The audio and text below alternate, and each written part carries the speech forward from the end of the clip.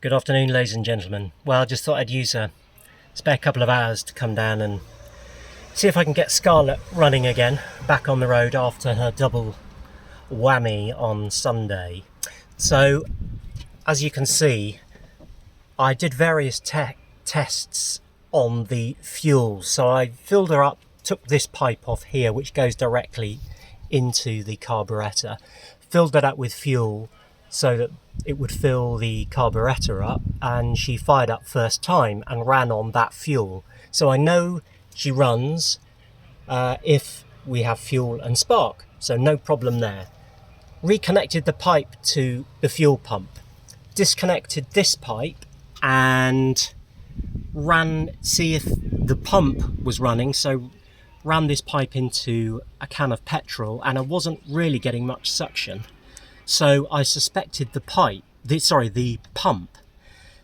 Then I just thought, let's discount everything else, which brought me onto this inline filter, which I'd moved from near the tank at the back of the car up into here. So connected my vacuum hose and started to pull fuel through, from the tank, and I don't think it was working properly. So before I ripped off the fuel pump, I wanted to be absolutely certain it wasn't anything else. So I removed this and connected up the pipe directly, so the feed pipe with no filter in from the tank, so it's the original nylon pipe with a bit of flexi hose into the fuel pump, primed the carburettor again, turned her over, and she sparked into life and kept running. And as you can see, the fuel is exactly where it needs to be in terms of the amount in this float bowl or glass bowl, the fuel pump. So job sorted.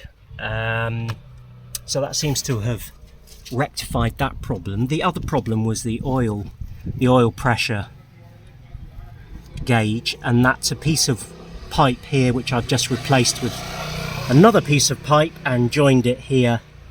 It goes on, there's a little nylon pipe there which goes through to the gauge itself, and oil does travel up and down that, obviously, because that's what gauges the oil pressure or not. So that isn't leaking. I have oil pressure. I've topped up the oil with the proper stuff up to full, so she's back on the road again and mightily relieved as well.